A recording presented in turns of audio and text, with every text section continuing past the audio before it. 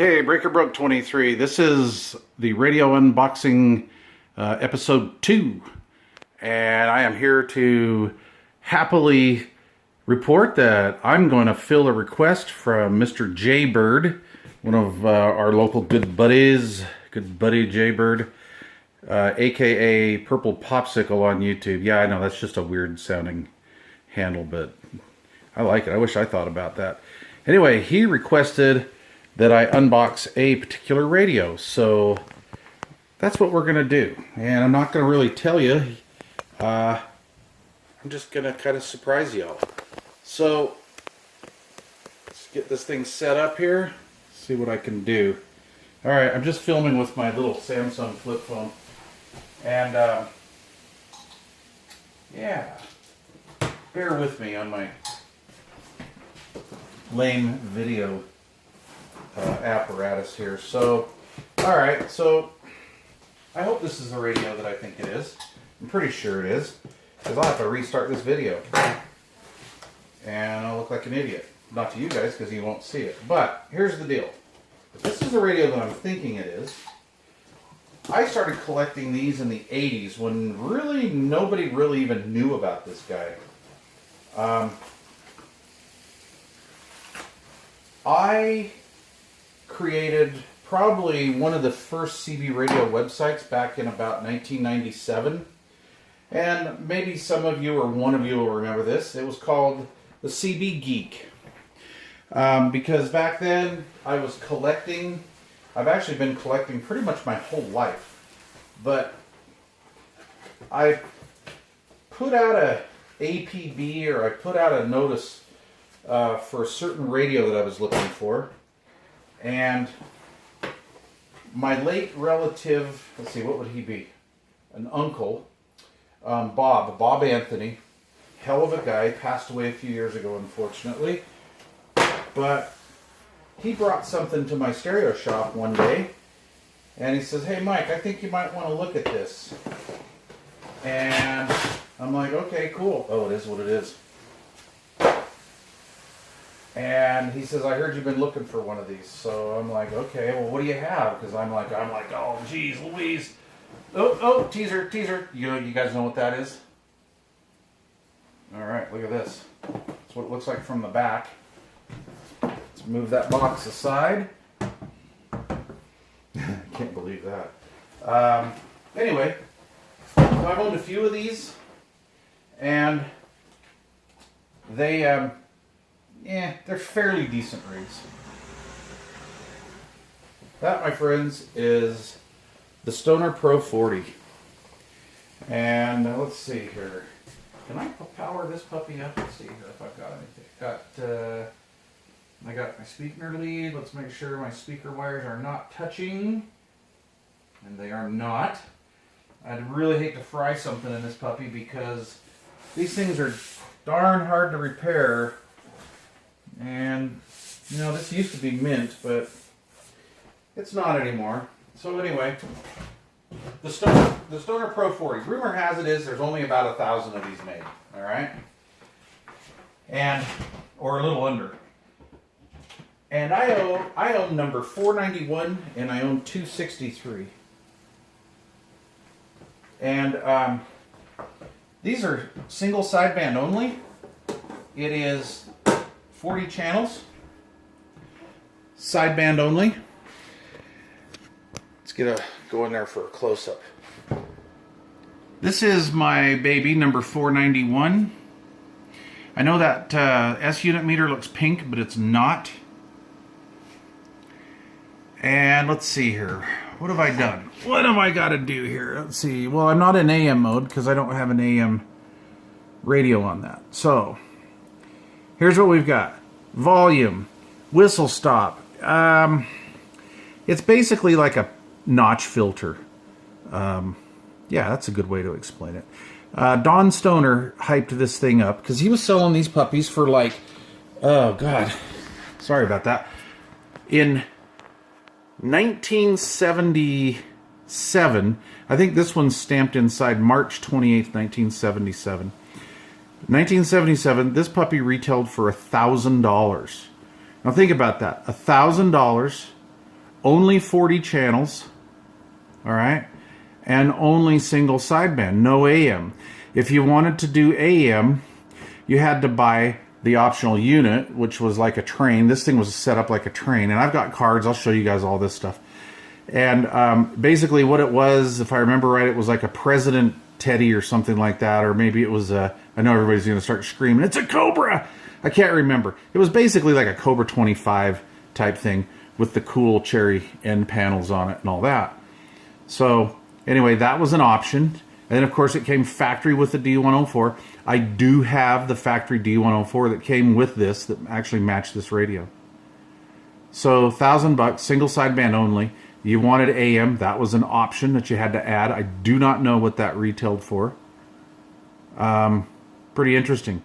This is a 10-turn clarifier, and it's just a super fine clarifier. Now, what was really cool about this radio is it was rock solid back in its day. Because back in the day, you know, what were we dealing with? We were like dealing with what the leftover 23 channel sidebands and stuff, and we were dealing with I think the Cobra 138 XLR was out at about this time. I think this was a little bit pre-148. And that being said, this sucker was pretty darn rock solid. Now, as you can see how it's got this slight little blink to it, this was the clocking. This is how this thing monitored itself, I guess, so to speak. And there's, you know, technical people that say they know about these, and there's technical people that actually do know about these, and you can go more into that, exactly why that's doing that. But anyway, we're in L for lower sideband, and you go over here to upper sideband. But it is you turn this thing on, and after about 10 minutes, this thing settles down, and it's absolutely rock freaking solid. Probably about the most rock solid sideband radio at that time. And I wish I could make these lights not look pink. That's kind of interesting. We have noise blanker 1, noise blanker 2. We have mode switch, upper and lower sideband. We have a mic. It's not really a mic preamp, but it's like this is like KA mode all the way, and then this is backed off. It cuts it back X amount of percent of modulation. On off, and really kind of a cool rig. RF gain, 4-pin mic connector. It's not a Cobra style connector or wiring diagram, so that's that. I need to straighten that out. Look at that. That's not quite right. Okay, here's what's kind of cool. There's a modification for this to go another 40 channels up. And I have the literature somewhere, but there's like a technical bulletin that recommends for you to not short out this, you know, jumper a couple wires in here and not short out this mic connector, because if you short out this mic connector, you're going to go 40 channels above 40, and that's highly illegal. So, yeah, don't do that. But if you guys have ever heard somebody say, like, isn't that the radio that you plug in the headphone jack and it goes another 40? Yep, this is it right here. Go to the channel 19 of sideband here. So, yeah, pretty interesting. I thought that was really cool. It's a beautiful radio. I would say this is almost as, well, I would say that this radio, the DAC Mark 10, well, and the 9, although I'm not really an AM-only radio guy, but I would say that this and the DAC, possibly the CP2000 base, that kind of looks like a piece of medical equipment, but I think this is like CB radio pornography. So my buddies were looking at Playboy back in the day. I was looking at QSL cards with this. Yeesh. Boy, I had a pretty lame childhood, but I was a CB geek. All right, so let's see. What else was I going to... Oh, yeah. So I wanted to get this out and finish that request that we had from 741. I don't know if you guys have seen 741's channel. He's a ham guy. And, you know, you guys know me. I mean, I'm a ham, but I'm not really active. I really don't dig the ham radio that much. But I love radio in general. And this is what's cool about us radio nerds, is that there's a flavor for all of us. So So he wanted me to unbox the President Madison, and I did that. But I should have put this back on the tripod, but it's just going to take too dang long. Sorry about that. I was looking for that pillowcase. All right. This is the external speaker to my Uniden Madison. No big deal, right? No big deal. But this is modified. And I did a video on this on one of my other channels. I don't know if you guys know this. I have 5 other YouTube channels. And on one of my channels, I did a video on this many years ago, probably 10 years ago. And if you guys are familiar with the way a Cobra 2000 speaker sounds and a Uniden Madison or President Madison speaker, you'll notice that when you go to lift up the cabinet, there's no weight to it, and it's really tinny. Listen to this. Listen to that. Here, let's see if I can do this. I know this is blasphemy, but here we go. You hear that? This is not tinny.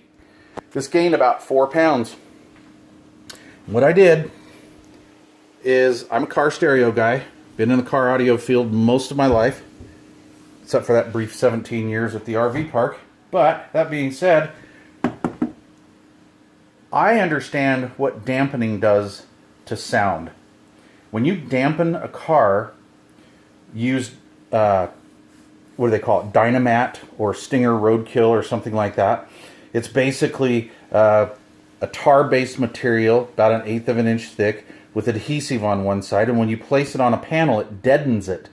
When it deadens the panel, it keeps the sound in the car. It's actually almost like if you dynamated a whole car, it's almost like adding another amplifier or two, because what it does is it keeps those sound waves inside, and it also keeps the sound, the unwanted road noise and sound from coming into your vehicle. It's kind of the same principle here. See, look at that. So what I did is I put a choke on the speaker, a coil, and I rolled off the high frequencies, because when you put a capacitor on a speaker, it cuts out the low frequencies. When you put an inductor or coil on a speaker, depending on its value, of course, it rolls the high frequencies out and lets the lower or mid frequencies come through. So that's what I've done. So I took this grotesquely sounding squawky Madison speaker and made it sound really good. So anyway, there we go, guys. All right, this is episode number 2. So stay tuned for tomorrow night's episode, number 3, where I'll unbox totally something random. And I couldn't get the truck today, so I couldn't get my my plywood here, but I like I wanted. Oh, by the way, I got in touch with Welland today on this rack, and I tried to order these cross pieces that came in here. I can't believe that guy on the phone had the audacity to tell me that they were going to cost me $29 a piece. And he said, you know what I'd do what I would do if I were you, sir? He says, I'd just buy a new rack. I'm like, you're kidding, right? So, yeah. Those Costco shelves are nice, but those clowns don't stand behind the company itself does not stand behind the product. So, let's do this. Get this in here. And you can watch me and my fat arse put this on the shelf, because this is the whole idea of this stuff, right? All right, we're going from boxes to shelves, and the XYL is really leaning on me to get this stuff done, and I get it. I'm a hoarder. So we're going to put the speaker right there next to the Madison, and I do not have the feet on the Madison up. Or do I have those on backwards? Oh, shoot. You know what? I have the bottom plate on that Madison backwards. Remember, guys, I got to get into that and change the finals. All right. Now, let's put this hunk of beauty right up here. See, this is why we need the plywood, because there's just no way I could do that with that. Oh, goodness gracious, guys. All right, whole lot of beauty. You know, that's missing something. Microphone? No, should go like right there. It's one of those that needs to go there. So now we have to find the missing speaker.